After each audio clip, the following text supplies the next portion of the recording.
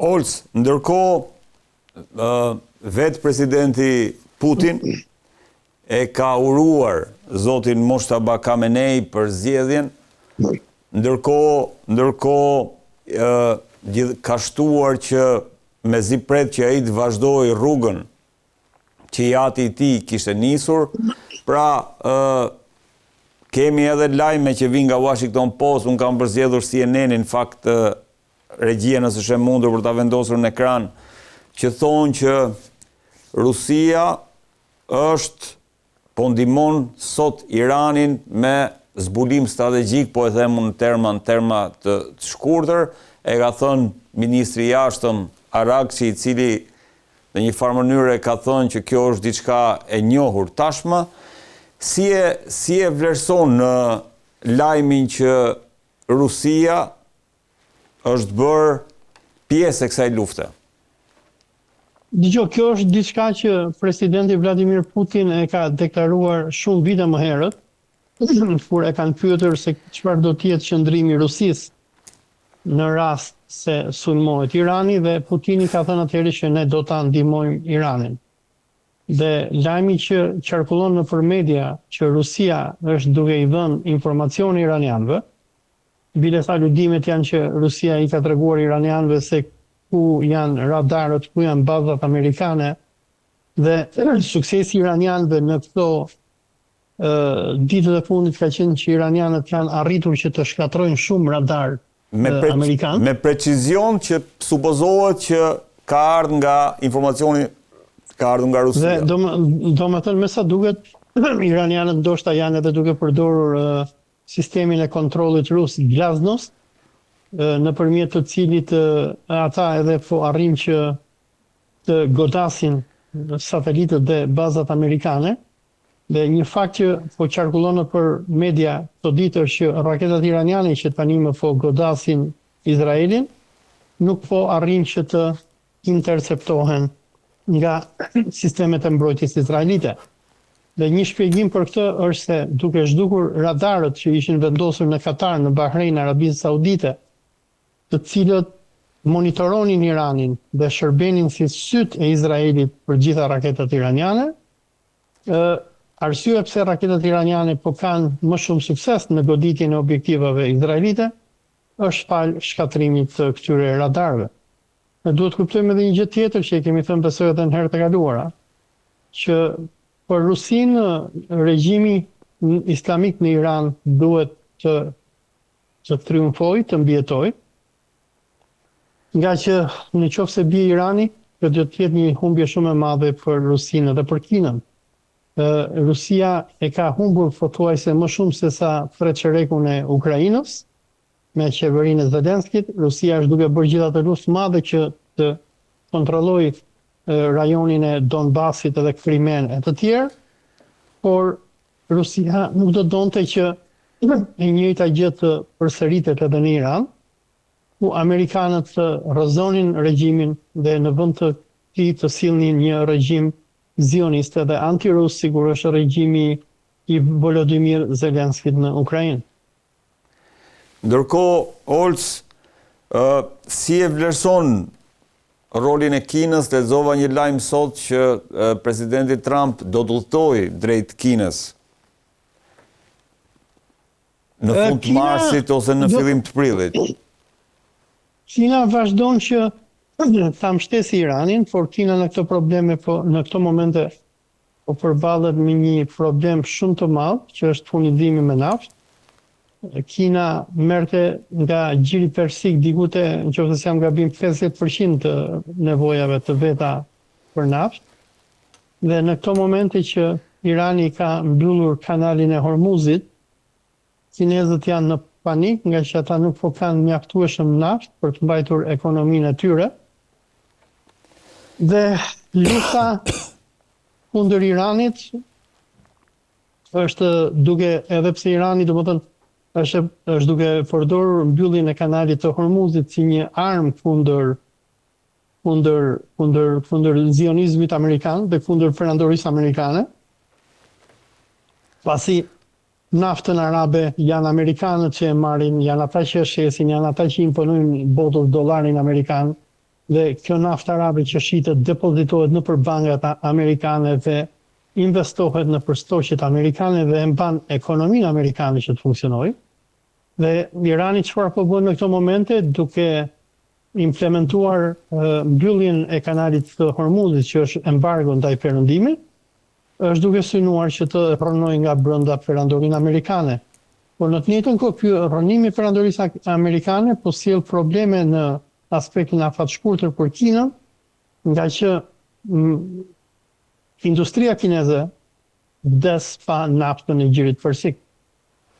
Olc, ndërkohë ajo që bën përshtypje është si do të përfundojë kjo luftë, sepse në një farë mënyrë Shtetet e Bashkuara të Amerikës kanë dështuar në atë që tentuan të bëjnë, rrëzimin e regjimit. Nuk ka, le të themi sot, aktor brenda Iranit që janë gati të armatosen dhe të luftojnë për të përmbysur regjimin në Iran. Nga ana tjetër, kemi atë bombën atomike ekonomike që ti thua, e cila në një farë mënyre ka penalizuar jo vetëm vendet e lindjes mesme, po penalizon 20% të energjisë naftës botërore. Pra, në këto kushte, si e shikon përfundimin e kësaj lufte?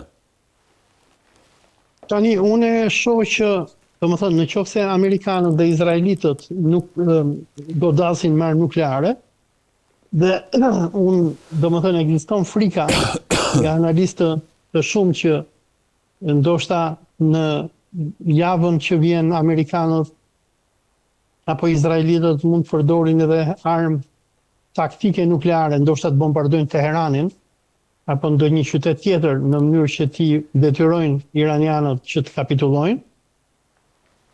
Pra, nëse izraelitët dhe amerikanët nuk përdorin bombë nukleare, në aspektin afatgjat, unë besoj që Irani do ta fitojë luftën. Tani, për shumë njerëz që shohin mediat, sidomos mediat në Shqipëri, Al Jazeera, atë CNN-in e BBC-n e tjerë, ta shohin bombardime apokaliptike që Izraeli po i bën Iranit, krijimi i pamjeve të frikshme etj, po kjo nuk do të thotë humbje e luftës nga Irani. Qëllimi i Benjamin Netanyahu dhe Trumpit kur ata filluan këtë luftë ishte që të kryenin ndryshim regjimi në Iran që ata nuk e bën dot. Në të kundër, duke vrarë Ayatollah Ali Khamenei dhe duke qenë që vendin e tij e zuri djalit i cili duhet marrë hak tani, Moshtaba Khamenei, izraelitët dhe amerikanët i hapën vetes një problem shumë herë më të madh. Se ndërsa Irani nën Ali Khamenei ishte një Iran i moderuar, Iran i cili kishte nxjerr fetva dhe dalonte ligjërisht prodhimin e bombës atomike, tani nuk ka më garanci që Irani nuk do ta prodhojë bombën atomike. E dyta, ngjelet për të parë në ditët në vijim se si do të sillet Moshtaba Khamenei, por probabiliteti tregon që ai do të jetë më i ashpër se sa babai i tij, nga që ai tani më ka për të marrë një hak shumë të madh. E dyta gjë është që nëse lufta vazhdon në aspektin afatgjat dhe iranianët nuk kapitulojnë, dhe deri tani iranianët duken që janë të vendosur që mos kapitulojnë, unë mendoj që kjo do të sjellë një fitore të padiskutueshme të Iranit, nga që Irani arrin që ta fitojë këtë luftë fal gjeografisë dhe ekonomisë. Po, në aspektin ushtarak, izraelito-amerikanët kanë armë superiore ndaj iranianëve. Megjithatë, iranianët me raketat dhe me dronët që kanë, po vazhdojnë sulmet e tyre të përditshme ndaj Izraelit dhe regjimeve kukulla arabe. Iranianët kanë bërë atë që Imam Khomeini ndëronte përpara 47 viteve, që të hiqte amerikanët nga Gjiri Persik. Në këto momente, ambasadat amerikane janë mbyllur, shtetat amerikanë dhe britanik janë evakuuar, dhe këto regjimet kukulla arabe që nga Arabia Saudite Emiratet Arabe, Bahreini, Katari e tjerë, të cilat kanë shërbyer si baza të imperializmit amerikan, tani janë një kaos total.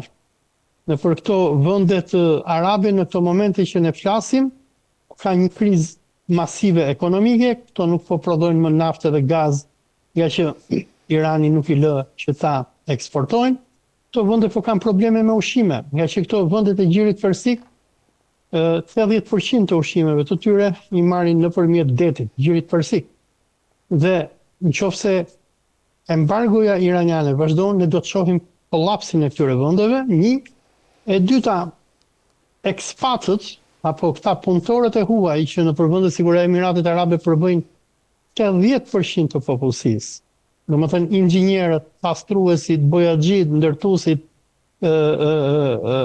administratorët e tjerë do të largohen dhe çfarë do ndodhi në këto vende? Do ndodhi një rënje masive e piramidës që ishte ndërtuar në vitet e fundit me lekët e petrodollarit. Për personat që ndjekin lajmet nga Emiratet Arabe, në Emiratet Arabe në këto momente po ka një rënje pikjat të çmimeve të real estate-it apo ndërtimit, ku njerëzit që i ka zënë paniku janë duke shitur dyqanet, bizneset, apartamentet e tyre dhe të gjithë po largohen. Gjëja e dytë është që Irani, edhe pse nuk ka teknologjinë dhe avionët amerikanë dhe izraelit, duke vazhduar bombardimet programatike ndaj Izraelit, i detyron qytetarët izraelit që një herë në një orë të futen në për bunkere. Kjo përbën një terror psikologjik ndaj kolonisë izraelite, ku edhe izraelitët do bëjnë atë që po bëjnë ekspatët e Kuvajtit, a Katarit, e Emirateve të Bashkuara Arabe, që do të largohen nga Izraeli dhe për fatin e keq të Shqipërisë, shumë prej tyre do të shkojnë në Shqipëri që kam bler edhe prona. Dhe po, jo, te kjo, se dua ta konfirmoj se e pash si lajm, thuhet sikur vendet e Gjirit kanë kërcënuar që do të tërheqin investimet e tyre në Shtetet e Bashkuara të Amerikës. Domethënë ishin lajme të cilat unë kam lexuar këto ditë, por që ti konfirmoj. Janë lajme që po botohen nga media perëndimore, sikur Bloombergu e tjerë. Bloomberg, se nuk po më kujtohet. Se duhet kuptojmë diçka që, domethënë, ekonomia amerikane është piramidë. Këtë duhet t'ia sqarojmë atyre që na shohin. Amerika nuk është si Kina. Kina prodhon produkte konsumi, prodhon stilolapsa, telefona, televizor, kompjuter, furnizon botën me çdo gjë, nga telat te gozhdat, nga çekiçi te stilolapsi, nga kompjuteri te televizori. Amerika nuk prodhon këto gjëra. Amerika ka vetëm 2 eksporte ndaj botës. Eksporti i parë janë armët, po edhe këto armët u ashiste këtyre regjimeve kukulla arabe, të cilët tani më po e shohin që armët amerikane nuk i hynë në punë në një luftë reale, edhe pse ato janë superiore ndaj iranianëve, prap nuk ka të bëjë shumë cilësia, domethënë ka të bëjë shumë cilësia se sa sasia në po lufte. Dhe amerikanët përveç armëve, gjëja tjetër që ata i shesin botën janë copa letrash që ne i quajmë dollar. Tani bankat amerikane në mënyrë që të mbulojnë atë super deficitin e shtetit amerikan, shteti amerikan domethënë nuk është si Kina që prodhon edhe shet. Vetëm gjë që kanë, domethënë po shohësh ekonominë amerikane është një ekonomi real estate, sigur Kanadaja, apo sigur Emiratet e Bashkuara Arabe, që njerëzit ikin aty, ndërtojnë shtëpira dhe i shesin shtëpira njëri tjetër, prapë prodhojnë shërbime, nuk prodhojnë mallra për eksport. Amerika nuk është sigur Kina, nuk është sikur vendet arabe që shesin naftë, nuk është sigur India, apo sigur Pakistani, apo sikur Rusia që i shesin botës grur, domethënë kanë çat prodhojnë. Dhe Amerika botës i shet dollar, po këto dollarët i shet nëpërmjet naftës arabe. Si funksionon kjo? Kjo funksionon në këtë mënyrë. Për shembull, nëse unë jam Shqipëria dhe unë dua të blej një fuqi nafte arabe, që unë ta blej këtë fuqinë e naftës arabe, unë kam nevojë për dollar amerikan. Dollari amerikan është një copë letër që amerikanët e printojnë nëpër printerat e tyre. Dhe unë si Shqipëria do t'ja blej amerikanëve këtë dollarin amerikan dhe në shkëmbim do t'i jap prodhime të mia, do të jap kudijon, do të jap domate apo kastraveca apo çfarë prodhon Shqipëria. Tani unë e marr këtë dollarin amerikan, që amerikani e prodhon me kosto pothuajse zero, sa është copë tetre, dhe këtë $100 amerikan, unë do të jap Kuvajtianit apo Arabu Sauditit që do t'i marr një fuqi me naftë. Tani kur unë ja jap Arabit $100 amerikan, për personat që e dinë se si shitet nafta, nafta shitet nëpër stock exchange, nëpër bursa. Pra, edhe pse nafta është e Arabit, unë naftën do ta blej nëpërmjet kelabie bursës së New Yorkut. Dhe në momentin që unë do ta blej naftën, unë do t'ja kaloj paret e naftës kompanisë Arabo Saudite apo Aramco, për shembull, që është kompania amerikano-arabe, nëpër llogaritë e saj bankare që janë në New York. Dhe çfarë bën? Çfarë bëhet në këtë rast? Është që të $100 që amerikanët ma kanë shitur mua si Shqipëri, dhe që unë e përdora për të blerë naftën arabe, arabët shkojnë edhe e fusin prapë në bankën amerikane. Pra, amerikanët qarkullojnë letrën e tyre dhe në këtë mënyrë ata fitojnë në mënyrë marramendse. Çfarë fitojnë ata? E para, arabëve sikur ne e dim, ata ja marrin naftën për shumë pak, dhe arabët mund marrin rreth 20%, rreth 80% duhet ta marrin kompanitë amerikane të tjera. Dhe e dyta, edhe këto para që arabët i fitojnë nga nafta, në fund të ditës ata i depozitojnë nëpër bankat amerikane. Dhe kjo filloi qarkullimi i lekut që Amerika shtyp, ma shiti mua si Shqipëri. Dhe unë si Shqipëria dhash Arabis, dhe Arabia ja dha Amerikanëve, i kthehet prapë atyre, dhe në këtë mënyrë mbahet në këmbë sistemi financiar bankier amerikan. Po nëse tërhiqen vendet e gjirit? Por, në momentin që Irani i bllokon vendet e gjirit që qesin naftë, ai krijon disa kriza. Kriza e parë është që bankat amerikane do të falimentojnë. Pse? Që këto bankat amerikane nuk do të kenë më këtë paran masive që ato thithin për ditë nga nafta arabe. Se arabët me të vërtetë e shesin naftën, por lekët në fund të ditës nuk i hajnë arabët. Arabët hajnë vetëm 1%. Këto lekë depozitohen nëpër bankat amerikane. Dhe këto lekë pastaj arabët investojnë në përstoqe dhe kompani sikur Lockheed Martin, sikur Microsoft, sikur Amazon e tjerë, këto kompanitë inteligjencës artificiale që amerikanët i përdorin për teknologji dhe për të vrarë njerëzit nëpër botë, financohen me paran arabe që depozitohet në bankat amerikane. Dhe çfarë bën Irani? Duke bllokuar shitjen e naftës, Irani bllokon këtë ciklin e paras së petrodollarit, e cila shkon në bankat amerikane dhe financion industrinë e luftës. Tani duke mos ardhur më këto para, çfarë do bëjnë? Kjo do sjellë në falimentimin e bankave, sepse bankat funksionojnë fal depozitimit të vazhdueshëm të paras, të cilën ata e marrin dhe e përdorin me financion e tjerë. Dhe kjo do shkaktojë një tërmet në sistemin bankier. Bomba atomike e quajte. Po, e dyta, duke bllokuar 20% të naftës botërore që të shitet, do të ndodhi ajo që neve e dim që po ndodh. Sot, domethënë në ca bursa një fuqi nafte nga $70 që ishte përpara datës 28 ka shkuar në 118. Pra, nafta pothuajse po dyfishohet. Duke u dyfishuar nafta, dyfishohen të gjitha çmimet. Në qoftë se unë deri dje për shembull e bleja 1 kg mish me mish brazili, se mish i kalbur po e marrim si shembull, e bleja me $6, në momentin që do rritet nafta, do rritet kostoja e transportit dhe unë këtë mish do ta blej me $12. Dhe kjo do të sjellë ngritje të çmimeve që po ndodh kudo në planet në këto momente.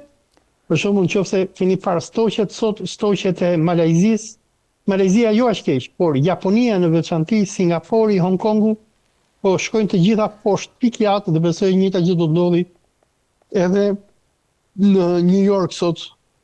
Tani hapen bursat nga ora 10 aty, 9 apo 10 jam.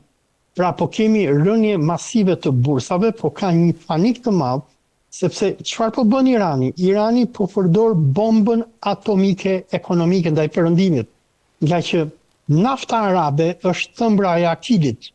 Ashtu sikur në terminologjinë në atë në legjendat e Greqisë lashtë ne kemi këtë figurën e Akilit, i cili ishte shumë i fortë e tjerë që ishte gjysmë zot. Kur vritet Akili, ne dim historinë që Akili e kishte pikën e dobët të thëmbra. Kur u godit në thëmbër, Akili vdiq. Dhe e njëjta gjë është edhe me perandorinë amerikane. Dhe një minutë, duhet të sqaroj diçka për shikuesit tanë, që perandorit në historinë e njerëzimit, kur përballen me fuqi më të vogla se sa vetja e tyre, fuqitë e vogla apo popujt e vegjël nuk kanë fuqi ushtarake që t'i mundin perandorit, por mënyra se si shtetet apo kombet e vegjël i mundin superfuqitë është numër 1 duke patur rezistencë dhe i rezistuar okupatorit huaj, të gjë treguan për shembull Afganistanët. Ata afganët me pushtimin amerikan që ndodhi nga viti 2001 deri në vitin 2021, ishte 20 vite luftë, apo edhe me pushtimin që i bëri Bashkimi Sovjetik në 1979, nëse s'jam gabim, derisa sovjetët u detyruan dhe u tërhoqën, dhe afganët janë ata që shkatruan perandorinë sovjetike. Edhe pse perandoria sovjetike ishte teknologjikisht superiore, ishte superfuqia e parë e botës, edhe më të fuqishëm se sa amerikanët, ishin shpenzimet masive ekonomike ato që quan në falimentin e Bashkimit Sovjetik. Bashkimi Sovjetik shpenzoi, nuk e di shumë atë, po ka shpenzuar me miliarda dollar në luftën që bëri në Afganistan dhe më pas u tërhoq. Pra Irani mund të kthehet në një Afganistan, siç ishte Afganistani për Bashkimin Sovjetik, Irani mund të kthehet në një Afganistan për Shtetet Bashkuara. Bota myslimane është kthyer në Afganistan. Domethënë Iraku, Afganistani, sigur edhe presidenti Trump i thoshte Joe Bidenit kur ata ziheshin me njëri tjetrin, i thoshte shkuam në Afganistan, shkuam në Irak, shpenzuam $8 trilion edhe çfarë fituam. Dhe iranianët e kuptojnë këtë gjë. Ata e dinë domethënë që ultarakisht ata nuk e mundin dot Amerikën, nuk kanë teknologji, por kjo perandoria amerikane mund të thyhet vetëm nëse asaj i shkakton krizë. Duhet kuptojmë dhe kjo në shkencën politike quhet war of attrition apo luftë shkatrimtare. Domethënë ti edhe pse përballesh me një armik superior, më superior se sa vetja jote, edhe pse ti ke shumë herë më shumë të vdekur se sa armiku jot, rezistenca jote e lodh armikun dhe e bën atë që të rrënohet nga brenda dhe që thyhet. Pra kjo është strategjia iraniane. Këtë po shpreson dhe Rusia dhe Kina, besoj? Po, shumë një që më përmende, por lufta në Amerikës me Iranin është dhurata më e madhe. Pse? Nga që kjo luftë e para po heq vendet e NATO-s që deri përpara datës 28 shkurt hallin e kishin te Ukraina. Do duhet që për shembull francezët po sjellin aeroplan mbajtsen Charles de Gaulle nga deti i Veriut, do ta sjellin në Mesdhe që të mbrojnë Kiprën edhe Izraelin. Kjo domethënë lodh dhe shteron dhe i detyron këto vendet kundërshtare të Rusisë që tani më mos merren më me Rusinë, por ta kenë hallin te Irani. Dhe për më tepër, shtrëngtimi i naftës është një bingo për rusët, nga që rusët do ta shesin naftën më shtrenjtë, buxheti i tyre do të thipi më shumë para dhe përpara 5-6 ditësh presidenti Trump lëshoi një urdhër Trump i Amerikës lëshoi një urdhër presidencial ku pezullon sanksionet kundër Rusisë. Pra rusët në këto momente shesin naftë, nuk kanë më frikë se do t'i bllokohen ato cisternat e naftës, dhe kjo është një gjë fantastike për Rusinë.